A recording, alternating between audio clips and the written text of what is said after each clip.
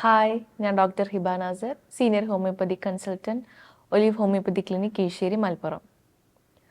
ഭക്ഷണം, വെള്ളം നമ്മളെ ശരീരത്തിന് എത്രത്തോളം അത്യാവശ്യമാണോ അത്ര തന്നെ ഇമ്പോർട്ടൻ്റ് ആയിട്ടുള്ള ഒരു ഫാക്ടറാണ് ഒരു നല്ലൊരു ഉറക്കം, ഒരു പ്രോപ്പർ സ്ലീപ്പ്. ഏത് സാഹചര്യത്തിലും നല്ല രീതിയിൽ ഉറങ്ങാൻ പറ്റുന്നവർ ഭാഗ്യവാന്മാരാണെന്ന് പറയാറുണ്ട്.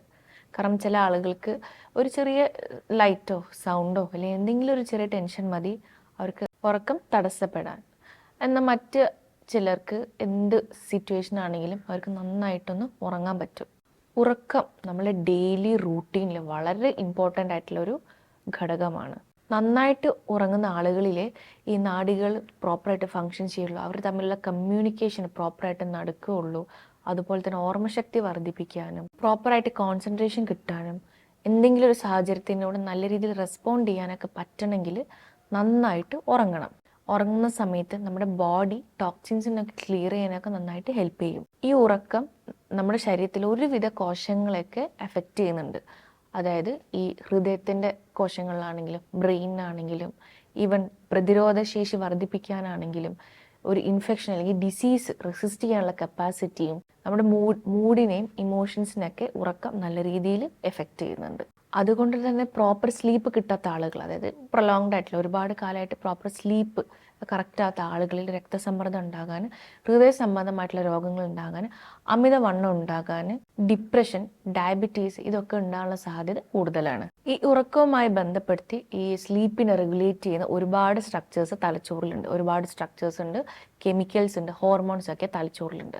ഉദാഹരണത്തിന് തലച്ചോറിൽ പീനിയൽ ഗ്രന്ഥി ഉണ്ട്. അത് റിലീസ് ചെയ്യുന്ന സെക്രീറ്റ് ചെയ്യുന്ന ഒരു ഹോർമോണാണ് മെലറ്റോണിൻ. ഈ മെലറ്റോണിൻ ഈ സ്ലീപ്പ് ഉണ്ടാക്കാൻ സഹായിക്കുന്ന ഒരു ഹോർമോണാണ്. ഇത് എപ്പോഴാണ് റിലീസ് ചെയ്യുന്നത്? ലൈറ്റ് കുറയുന്ന സമയം അല്ലെങ്കിൽ ഇരുട്ടാകുന്ന സമയത്താണ് ഈ മെലറ്റോണിൻ റിലീസാക്കുന്നത്. മെലറ്റോണിൻ റിലീസാക്കുന്ന സമയത്ത് നമുക്ക് നല്ല രീതിയിലുള്ള ഉറക്കം കിട്ടാൻ അത് സഹായിക്കും. അതുപോലെ തന്നെ ബ്രെയിൻ സ്റ്റെം കൈകാലുകൾ അനക്കാൻ സഹായിക്കുന്ന അല്ലെങ്കിൽ പോസ്ചർ മെയിൻറ്റെയിൻ ചെയ്യാൻ സഹായിക്കുന്ന മസിൽസിന് കുറച്ച് സിഗ്നൽസ് കൊടുക്കും ഉറങ്ങുന്ന സമയത്ത്. അതുവഴി നമ്മുടെ മൂവ്മെൻറ്റ്സ് ഒക്കെ സ്റ്റോപ്പ് ചെയ്യും. അങ്ങനെയാണ് നമ്മൾ കിടക്കുമ്പോൾ ഒരു അനങ്ങാത്ത പോസ്ചറിലാണല്ലോ കിടക്കുന്നത്. പ്രത്യേകിച്ച് നമ്മൾ സ്വപ്നമൊക്കെ കാണുന്ന സമയത്ത് പല രീതിയിൽ സ്വപ്നങ്ങൾ കാണാറുണ്ട്.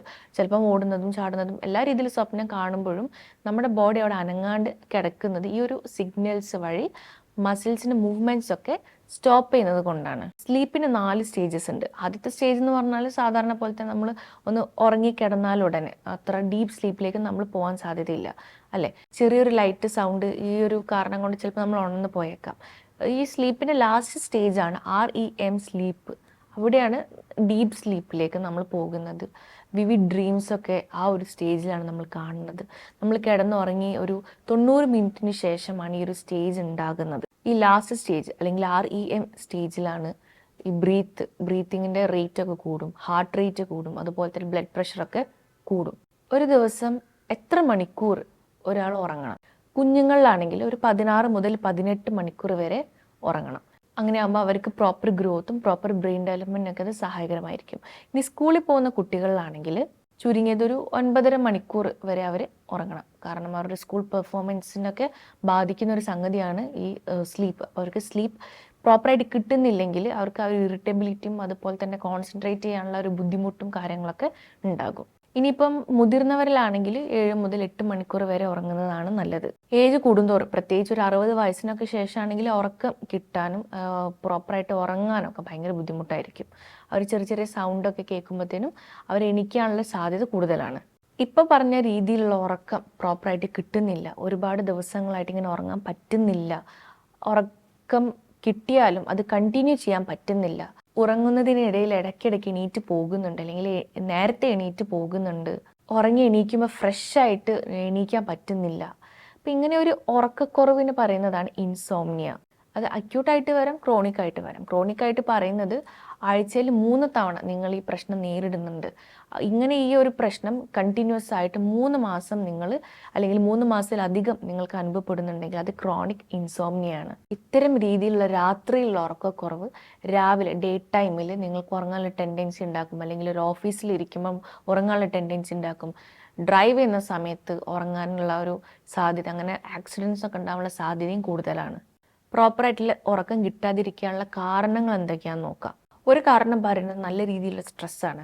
ഒരുപാട് സ്ട്രെസ് ഉണ്ടാകുന്ന സമയത്ത് ശരീരത്തിൽ കോർട്ടിസോൾ ഒരുപാട് സെക്രീറ്റ് ചെയ്യും. അപ്പോൾ കോർട്ടിസോൾ എന്ന് പറഞ്ഞാൽ നമ്മളെപ്പോഴും ബോഡി വെയ്ക്ക് ചെയ്യാനുള്ള ഒരു ടെൻഡൻസി ബോഡിക്ക് ഉണ്ടാകും. അങ്ങനെ ഉറക്കക്കുറവ് വരാം. പിന്നെ മദ്യപാനത്തിൻ്റെ അമിതമായിട്ടുള്ള ഉപയോഗം. ഈ മദ്യപാനം സ്ലീപ്പ് വേക്ക് സൈക്കിളിനെ ബാധിക്കും. അങ്ങനെ ഒരു ഉറക്കക്കുറവ് ഉണ്ടാക്കാനുള്ള സാധ്യത കൂടുതലാണ്. ഈ മദ്യപാനം, കോഫി, സ്മോക്കിംഗ് ഒക്കെ ഉറങ്ങുന്നതിന് തൊട്ട് മുന്നേ ആണ് നിങ്ങളിത് കൺസ്യൂം ചെയ്യുന്നുണ്ടെങ്കിൽ നിങ്ങൾക്ക് ഉറക്കം കിട്ടാനുള്ള സാധ്യത കുറവാണ്. കോഫി ഒരു സ്റ്റിമുലൻ്റ് ആണ്. അപ്പോൾ ഉറങ്ങുന്നതിൻ്റെ ചുരുങ്ങിയത് 4 മണിക്കൂർ മുൻപെങ്കിലും നിങ്ങളത് കൺസ്യൂം ചെയ്യുക, നിങ്ങൾ കോഫി കുടിക്കുന്ന ആളുകളാണെങ്കിൽ. കാരണം ഉറങ്ങുന്നതിന് തൊട്ട് മുന്നെയാണ് കൺസ്യൂം ചെയ്യുന്നത്, നിങ്ങൾക്ക് ഉറക്കം കിട്ടാൻ വളരെ ബുദ്ധിമുട്ടായിരിക്കും. പിന്നെ ഹോർമോണിൻ്റെ വ്യതിയാനങ്ങൾ സംഭവിക്കും. അതായത് ഈസ്ട്രജൻ, പ്രൊജസ്ട്രോൺ പോലുള്ള ഹോർമോൺസിൻ്റെ അളവ് കുറയുന്ന സമയത്തും ഉറക്കം കിട്ടാൻ ബുദ്ധിമുട്ടായിരിക്കും. ആർത്തവ വിരാമം സംഭവിച്ച സ്ത്രീകൾക്കൊക്കെ ഉറക്കം കിട്ടാൻ ബുദ്ധിമുട്ടായിരിക്കും. പിന്നുള്ള കാരണം ഉറങ്ങുന്നതിന് തൊട്ട് മുൻപായിട്ട് നന്നായിട്ട് എക്സസൈസ് ചെയ്യുന്ന ആൾ, അല്ലെങ്കിൽ ഒരുപാട് എക്സൈറ്റ്മെൻറ്റ് ഉണ്ടാക്കാം. അതായത് എന്തെങ്കിലും ത്രില്ലിംഗ് ആയിട്ടുള്ളൊരു മൂവി കാണുക, അങ്ങനെയൊക്കെ കഴിഞ്ഞിട്ടാണ് നിങ്ങൾ ഉറങ്ങാൻ പോകുന്നതെങ്കിൽ ഉറക്കം കിട്ടാനുള്ള സാധ്യത കുറവാണ്. എക്സസൈസ് ഒക്കെ ചെയ്യുകയാണെങ്കിൽ ഒന്നില്ലെങ്കിൽ ഡേ ടൈമിൽ എക്സസൈസ് ചെയ്യുക, അല്ലെങ്കിൽ ഒരു വൈകുന്നേരം ഒരു 5 മണി ഒക്കെ ആ ഒരു സമയത്ത് ഈ ഉറക്കക്കുറവുള്ള ആളുകൾ ആ രീതിയിൽ എക്സസൈസ് ചെയ്യുക. ചില ആൾക്കാർ ഇപ്പം ഒരു ദിവസത്തെ ഒരു ഉറക്കം നഷ്ടപ്പെട്ടു, അപ്പം അവർ വിചാരിക്കും ഓക്കെ അത് പിറ്റേന്ന് രാവിലെ മൊത്തം ഉറങ്ങി ഒന്ന് കോമ്പൻസേറ്റ് ചെയ്യാമെന്ന് വിചാരിക്കും. അപ്പം രാവിലെ അങ്ങനെ വീണ്ടും ഉറങ്ങി കോമ്പൻസേറ്റ് ചെയ്യുമ്പോൾ അന്ന് രാത്രി പിന്നെയും അവർക്ക് ഉറങ്ങാൻ ഭയങ്കര ബുദ്ധിമുട്ടായിരിക്കും. അപ്പം ആ രീതിയിലുള്ള കാര്യങ്ങൾ റിപ്പീറ്റ് ചെയ്യുന്ന സമയത്ത് രാത്രിയിലുള്ള ഉറക്കം നിങ്ങൾക്ക് പ്രോപ്പറായിട്ട് കിട്ടൂല. പിന്നെ സഡനായിട്ട് ഇമോഷണൽ സ്ട്രെസ് എടുക്കുന്ന ആൾ, അതായത് ചിലപ്പം ജോലി നഷ്ടപ്പെടുന്ന സമയത്തോ അല്ലെങ്കിൽ ഫാമിലിയിൽ ആർക്കെങ്കിലും ഒരു ഡെത്ത് സംഭവിക്കുന്ന സമയത്തൊക്കെ ആ ഒരു സ്ട്രെസ്സ് കാരണം അവർക്ക് ഉറക്കക്കുറവ് ഉണ്ടാകാനുള്ള സാധ്യത കൂടുതലാണ്. അപ്പം അങ്ങനെ കണ്ടിന്യൂസ് ആയിട്ട് ഉറക്കക്കുറവ് വരുന്നുണ്ട്. അതുപോലെ തന്നെ ഇത് പിറ്റേന്ന് രാവിലെ നിങ്ങളുടെ ഒരു റൂട്ടീനെ ബാധിക്കുന്ന രീതിയിലാണ് വരുന്നതെങ്കിൽ തീർച്ചയായിട്ടും നിങ്ങൾ ആളുകൾ മെഡിസിൻസ് എടുക്കുന്നതാവും നല്ലത്. വേറൊരു പ്രശ്നം എന്ന് പറഞ്ഞാൽ ചിലപ്പം കണ്ടിന്യൂസ് ആയിട്ട് ഉറക്കം നഷ്ടപ്പെട്ട ആളായിരിക്കും. അവർക്ക് രാവിലെ അവർ ഇപ്പം ഓഫീസിലാണെങ്കിലും എന്തെങ്കിലും ഒരു ജോലി സ്ഥലത്താണെങ്കിലും ഡ്രൈവ് ചെയ്യുമ്പോഴൊക്കെ അത് അവരുടെ ബാധിക്കുന്നുണ്ട്, അവരുടെ ഒരു റൂട്ടീനെ ബാധിക്കുന്നുണ്ട്. അങ്ങനെ അവർ പിന്നെ രാത്രി ഉറങ്ങാൻ കിടക്കുമ്പോൾ അവർക്ക് ടെൻഷൻ തുടങ്ങും. അവർക്ക് ആ ഒരു ഉത്കണ്ഠം വരും. ഓ എനിക്കിന്ന് ഉറങ്ങാൻ പറ്റൂലല്ലോ, ഇന്ന് ഉറങ്ങാൻ പറ്റില്ലെങ്കിൽ നാളെ എൻ്റെ ജോലി ഇത് ബാധിക്കുമല്ലോ. ആ ഒരു ഉത്കണ്ഠ കാരണവും അവർക്ക് ഈ ഉറക്കക്കുറവ് കണ്ടിന്യൂസ് ആയിട്ട് വരാനുള്ള സാധ്യതയുണ്ട്. ചെറുപ്പത്തിൽ എന്തെങ്കിലും രീതിയിലുള്ള ഒരു പേടി കുടുങ്ങിക്കഴിഞ്ഞാൽ അത് മാറുന്നില്ല. ആ ഒരു പേടി കുറേ കാലം നീണ്ടു നിൽക്കുന്നത് കാരണം ഉറക്കക്കുറവിനൊരു കാരണമാണ്. വേറൊരു റീസൺ ആണ് സ്ലീപ്പ് ആപ്നിയ. അതായത് ഉറങ്ങിക്കഴിഞ്ഞതിന് ശേഷം ശ്വാസതടസ്സം കാരണം പെട്ടെന്ന് ഞെട്ടി എണീറ്റ് പോവുക.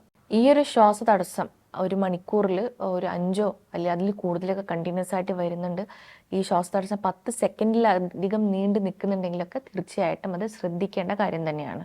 പിന്നെയുള്ള റീസൺ എന്ന് പറഞ്ഞാൽ വേദന കാരണം, ശരീരത്തിൽ മറ്റ് അസുഖമുണ്ട് വേദന കാരണം, അതായത് സന്ധിവേദന കാരണമോ അല്ലെങ്കിൽ ഈ ഡിസ്കിന് എന്തെങ്കിലും പ്രശ്നം പറ്റുന്നത് കാരണം ആ വേദന കാരണം അവർക്ക് ഉറക്കം കിട്ടാതിരിക്കുക, അല്ലെങ്കിൽ പുളിച്ചതകട്ടൽ പോലുള്ള അസുഖം, ഗ്യാസ്ട്രോ ഇസോഫാജികൽ റിഫ്ലക്സ് ഡിസീസുള്ള ആളുകളിലും ഉറക്കം കിട്ടാൻ ബുദ്ധിമുട്ടായിരിക്കും. പിന്നെയുള്ള വരുന്ന സൈക്യാട്രിക് ഡിസോർഡേഴ്സ് ഉള്ള ആളുകളിലാണ് ഉറക്കക്കുറവ് കാണുന്നത്. അല്ലെങ്കിൽ ഉത്കണ്ഠം അധികമായിട്ടുള്ള ആളുകളിൽ, ഡിപ്രഷനുള്ള ആളുകളിലൊക്കെ ഉറക്കം കിട്ടാൻ ഭയങ്കര ബുദ്ധിമുട്ടായിരിക്കും. ഈ ഒരു ഇൻസോംനിയ നമ്മുടെ ഫിസിക്കൽ ഹെൽത്തിനും മെൻ്റൽ ഹെൽത്തിനും നന്നായിട്ട് ബാധിക്കും. നമ്മുടെ ഡേ ടു ഡേ ലൈഫ് ആക്ടിവിറ്റീസിനെ ബാധിക്കും. ഒരു ജോലി ചെയ്യുന്ന ആളുകളാണെങ്കിൽ അവർക്കൊരു ടാസ്ക് ഒക്കെ കംപ്ലീറ്റ് ചെയ്യാൻ ഭയങ്കര ബുദ്ധിമുട്ടായിരിക്കും. ഇവർക്ക് നല്ല ക്ഷീണം ഉണ്ടാകും, ഭയങ്കര ഇറിറ്റബിലിറ്റി ആയിരിക്കും, പെട്ടെന്ന് ദേഷ്യം വരും. കുട്ടികളാണെങ്കിൽ സ്കൂൾ പെർഫോമൻസിനും അക്കാഡമിക് പെർഫോമൻസിനൊക്കെ നല്ല രീതിയിൽ ബാധിക്കാനുള്ള സാധ്യതയുണ്ട്. അതുകൂടാതെ അമിതവണ്ണം വയ്ക്കുക, രക്തസമ്മർദ്ദം ഉണ്ടാകുക, ഹൃദയ സംബന്ധമായിട്ടുള്ള അസുഖങ്ങൾ ഉണ്ടാകുക, സ്ട്രോക്ക്, പിന്നെ ഞരമ്പുകളെ അഫക്റ്റ് ചെയ്യുന്ന രീതിയിലുള്ള ചില അസുഖങ്ങൾ, അതായത് അൾഷിമേഴ്സ് ഡിസീസ്, പാർക്കിൻസൺസ് ഡിസീസ്, ചില ടൈപ്പ് ക്യാൻസേഴ്സ് ഒക്കെ വരാനുള്ള സാധ്യതയും കൂടുതലാണ്. ഈ ഒരു ഇൻസോംനിയ പ്രശ്നം നമുക്ക് എങ്ങനെ മാനേജ് ചെയ്യാം, നമ്മൾ എന്തൊക്കെയാണ് ശ്രദ്ധിക്കേണ്ടത്? ആദ്യം നമ്മൾ ശ്രദ്ധിക്കേണ്ടത് ഒരു പ്രോപ്പർ സ്ലീപ്പ് വേക്ക് ടൈം വെക്കുക. അതായത് നമ്മൾ ഉറങ്ങാൻ കിടക്കുന്ന സമയം, ഉണരുന്ന സമയം ഡെയിലി ഒരുപോലെ ആവാൻ ശ്രമിക്കുക. അതായത് ഒരു 10 മണിക്ക് ഉറങ്ങുന്ന ആൾ പിന്നെ രാവിലെ 6 മണിക്കാണ് എണീക്കുന്നതെങ്കിൽ ഡെയിലി ആ ഒരു റൂട്ടീൻ തന്നെ കറക്റ്റ് ഫോളോ ചെയ്യാൻ ശ്രമിക്കുക. എന്തെങ്കിലും രീതിയിലുള്ള റിലാക്സേഷൻ ടെക്നിക്ക് നിങ്ങൾ ട്രൈ ചെയ്യുക, യോഗ ട്രൈ ചെയ്യാം, അല്ലെങ്കിൽ സ്ലോ ബ്രീത്തിങ് എക്സസൈസസ് ഒക്കെ ട്രൈ ചെയ്യുക ഉറങ്ങുന്നതിന് മുൻപേ ആയിട്ട്. എക്സസൈസ് ചെയ്യുന്നത് നല്ലതാണ്. അത് പകൽ സമയങ്ങളിൽ ഈ ഉറക്കക്കുറവുള്ള ആളുകൾ എക്സസൈസ് ചെയ്യുന്നതാവും നല്ലത്. ഉറങ്ങാൻ കൊടുക്കുന്ന തൊട്ട് മുന്നേ ആയിട്ടുള്ള വയലൻ്റ് ആയിട്ടുള്ള എക്സസൈസൊക്കെ അത് ബോഡിക്ക് കൂടുതൽ സ്ട്രെസ് കൊടുക്കും, പ്രോപ്പർ സ്ലീപ്പ് കിട്ടാൻ തടസ്സമാവുകയും ചെയ്യും. ആൽക്കഹോൾ, കഫീൻ, സ്മോക്കിംഗ് ഇതിനൊക്കെ യൂസ് നന്നായിട്ട് കുറയ്ക്കുക. നിങ്ങളുടെ ബെഡ് ഉറങ്ങാൻ വേണ്ടിയിട്ട് മാത്രം യൂസ് ചെയ്യുക. അത് ടി വി കാണാനോ അല്ലെങ്കിൽ ബെഡിൽ കിടന്നിട്ട് വായിക്കാനോ, ബെഡിൽ കിടന്ന് ഓവറായിട്ട് ഫോൺ യൂസ് ചെയ്യുക അല്ലെങ്കിൽ ഫോണിലൂടെ സംസാരിക്കുക, ടെക്സ്റ്റ് ചെയ്യുക, ഇതൊക്കെ അവോയ്ഡ് ചെയ്യുക. അതിനൊക്കെ വേറെ സ്പേസ് കണ്ടെത്തുക. നിങ്ങളുടെ ബെഡ് ഉറങ്ങാൻ വേണ്ടി മാത്രം യൂസ് ചെയ്യുക. നിങ്ങൾ ഉറങ്ങാൻ വേണ്ടി യൂസ് ചെയ്യുന്ന ബെഡ്റൂമിൽ ബ്രൈറ്റ് ലൈറ്റ്സൊക്കെ ഒഴിവാക്കുക, ആവശ്യമില്ലാത്ത സൗണ്ട്സൊക്കെ ഒഴിവാക്കുക. കാരണം ലൈറ്റ് ഉണ്ടാകുന്ന സമയത്ത് മെലറ്റോണിൻ സെക്രീറ്റ് അല്ലെങ്കിൽ മെലറ്റോണിൻ എന്ന് പറഞ്ഞാൽ നമുക്ക് ഉറക്കം ഉണ്ടാക്കാൻ സഹായിക്കുന്ന ഒരു ഹോർമോണാണ്. ഇനിയിപ്പം സപ്പോസ് നിങ്ങൾ കിടന്നു ഉറക്കം കിട്ടുന്നില്ല, നിങ്ങൾ ഫോഴ്സ് ചെയ്യരുത് നിങ്ങളെ തന്നെ ഉറങ്ങാൻ വേണ്ടിയിട്ട്. ഒരു 20 മിനിറ്റ് ആയിട്ടും ഉറക്കം കിട്ടുന്നില്ലെങ്കിൽ തീർച്ചയായിട്ടും നിങ്ങൾ ആ റൂമിൽ നിന്ന് പുറത്തിറങ്ങുക, ഒന്ന് റിലാക്സ് ആവുക. എന്നിട്ട് കുറച്ച് നേരം കഴിഞ്ഞിട്ട് മാത്രം വീണ്ടും റൂമിൽ വന്ന് കിടക്കുക. അതോടൊപ്പം തന്നെ ഹെൽത്തി ആയിട്ടുള്ള ഫുഡ് ഫോളോ ചെയ്യുക, നന്നായിട്ട് വെള്ളം കുടിക്കുക. ഇങ്ങനെയൊക്കെ ശ്രദ്ധിച്ചിട്ടും നിങ്ങൾക്കൊരു ഉറക്കം പ്രശ്നമാവുന്നുണ്ടെങ്കിൽ തീർച്ചയായിട്ടും നിങ്ങളൊരു ഡോക്ടറെ കൺസൾട്ട് ചെയ്യുക. ഹോമിയോപ്പതിയിൽ ഇതിനുള്ള പരിഹാരമുണ്ട്. കൂടുതൽ എന്തെങ്കിലും സംശയങ്ങളൊക്കെ ഉണ്ടെങ്കിൽ വീഡിയോയിൽ കൊടുത്തിട്ടുള്ള നമ്പറിൽ നിങ്ങൾക്ക് വാട്സപ്പ് ചെയ്യാം. താങ്ക്